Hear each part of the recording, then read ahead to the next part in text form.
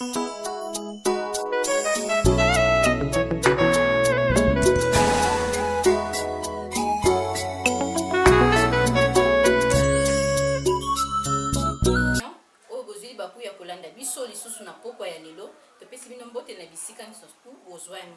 y a une émission Évangile pour tous.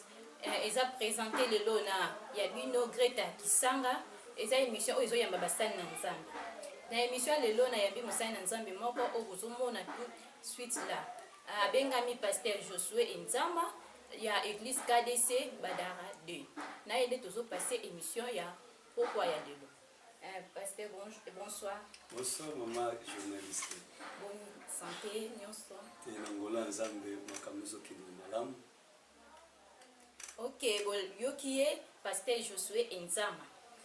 Donc on a le lot, toza na sujet o yemo pasteur ko eba na ko développer. Pasteur ovi ko se présenter ba yoka yope opesi annonce ya sujet ya lelo pour na émission. Merci maman journaliste, sans plus tarder. Topesi no suspect mote bisika bozolanda biso bana nzambe bisika nyoso zwami zwa kimia okozala consoler na émission oyo tozanango ezali émission na kombo ya redressement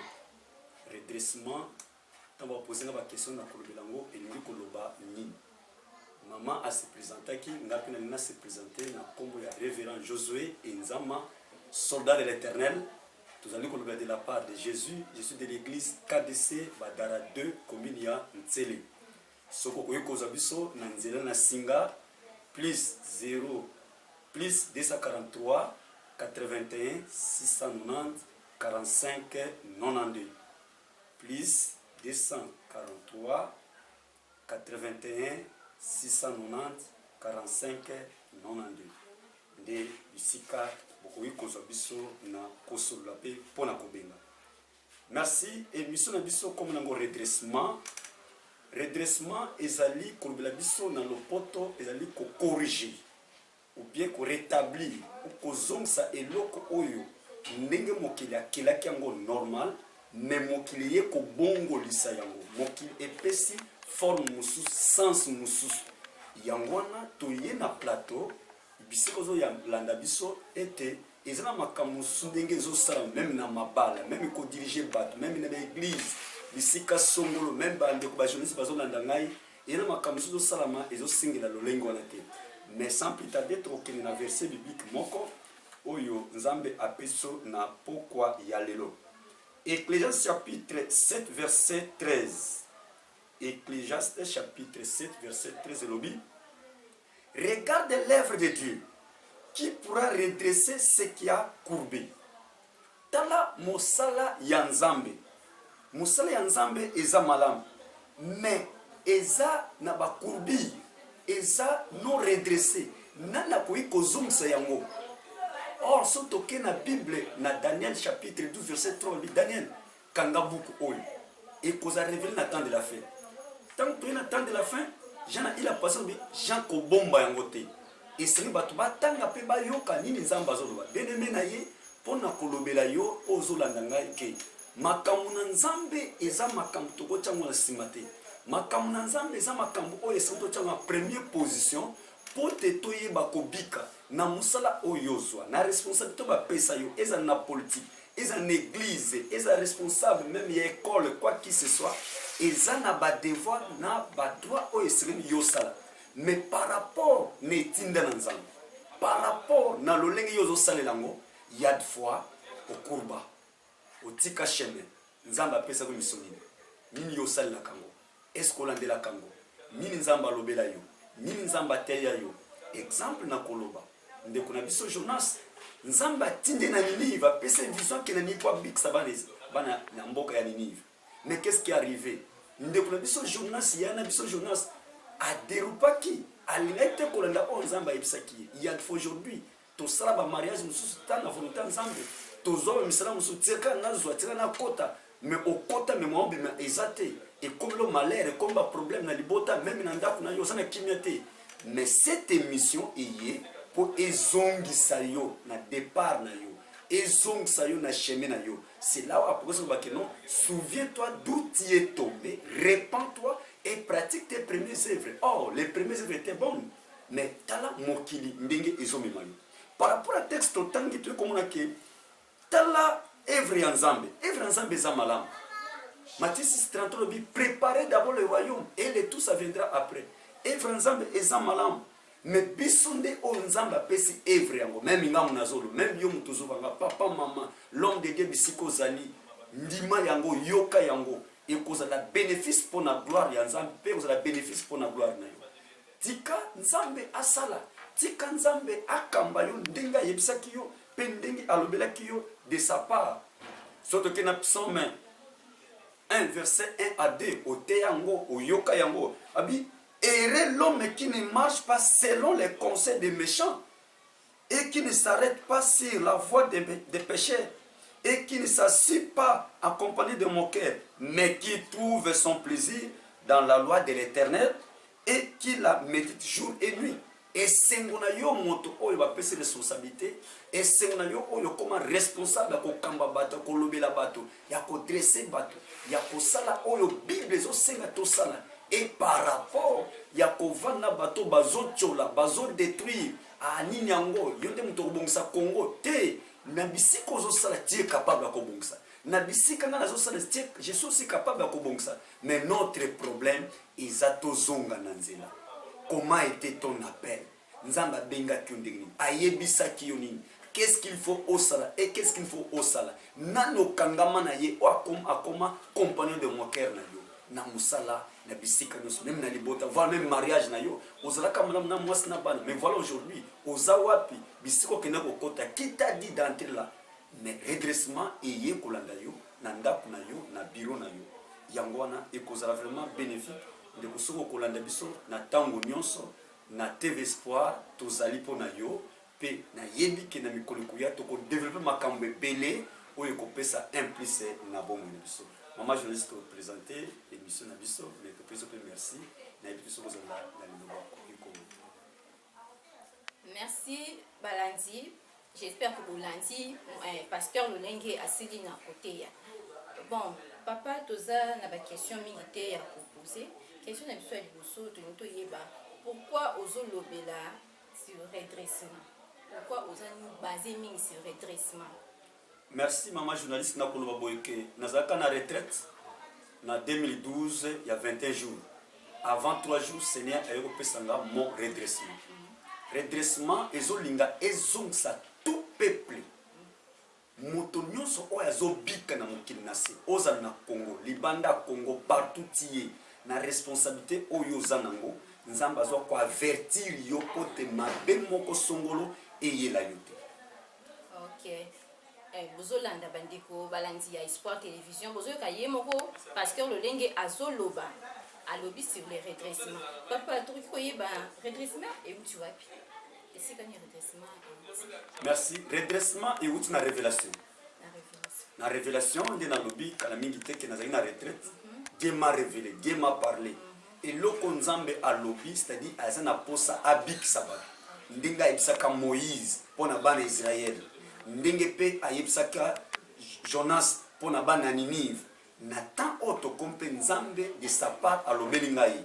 Na bela ba chrétien, ba pagano, même ba homme politique, ba homme religieux, ba responsable o bazo kamba biso na lo lenge pe lo lenge mususu. C'est là où toujours lobela de la part du Seigneur. Donc redressement autour de la batunion surtout oui. Pasteur peut-être que le pasteur on soupe pas bunginzela donc azalaki dans le bon assis dans kubunga koti na kisi comme ça n'importe quoi oui. Donc politicien donc batunion surtout tout genre de personnes.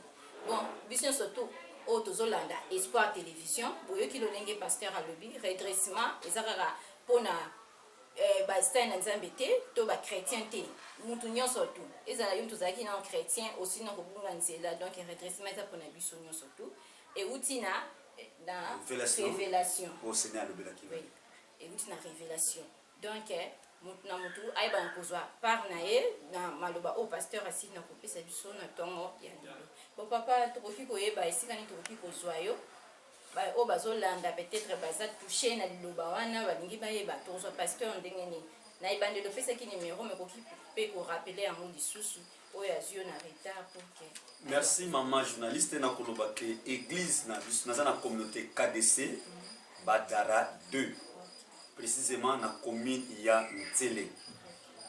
Tozana na avenue Lubefu 23 quartier Badara 2.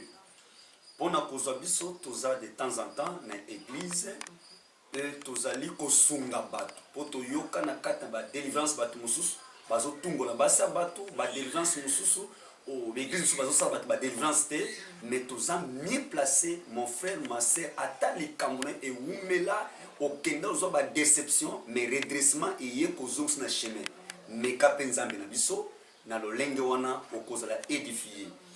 Téléphone na biso ezali plus 243 81 690 45 90 plus 243 81 690 45 92. C'est là où vous pouvez consommer na yambaka chaque vendredi ti na poko na yango. Donc programme ezaki vendredi nyonso tout ozalaka na l'église pour na koyamba ba fidèle. OK. Maintenant mutu ayoki vendredi nyonso tout pasteur azalaka disponible na église pour na koyamba yo mutu ozana ba problème ozana ba mituna ozana ba réponse chaque vendredi à partir de 10h à 15h na Badara 2. OK, pasteur aza disponible pour na koyamba yo. Papa eza ba condition te po to mona ba église mususu ba condition ezali o yana eloko boye o sala boye o mema boye eza na condition te muto ya kamba moka kutena yo boye ici. Vraiment maman je laisse na koloba ke bible bi nzamba pesa biso ofele to kozongisa pe ofele ba oyo ba ya tozo sula to passer ba développer même na bandako ba tozo kende to senga ke loko moko te condition pesa te po mona pasteur fo ba ozana ba protocole bona boye ezate oye to sololi so senga retraite l'église au côté retraite l'église so senga prière to sana ndako na yo to ye to sali to zongi to senga ke loko moko te.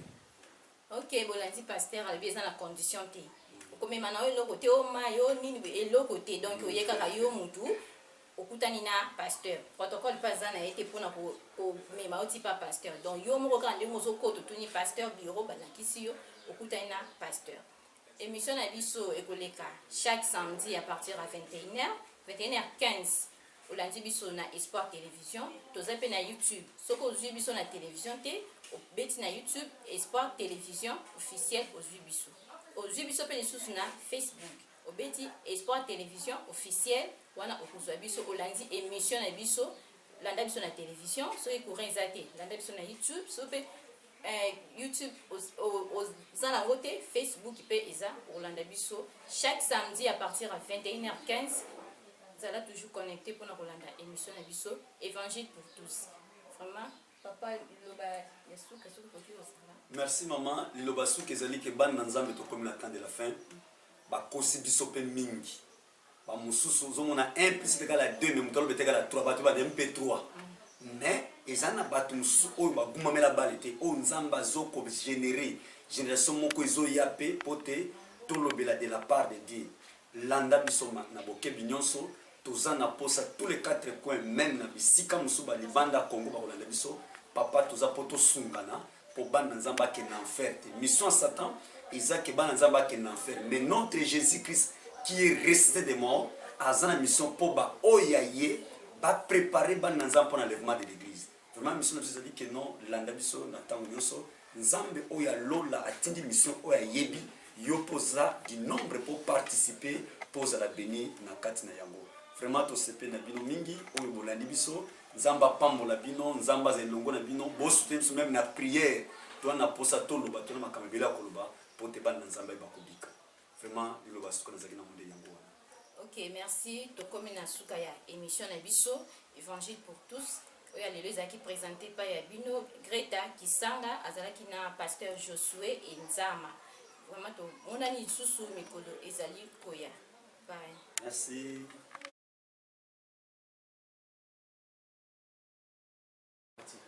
Oui, merci. Bolandi pasteur Lolenge Asili na Koloba.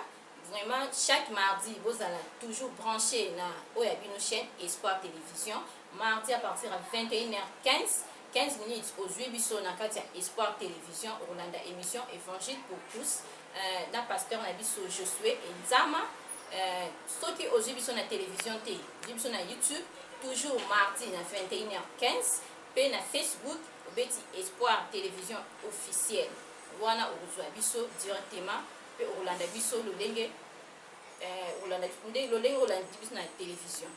Merci beaucoup.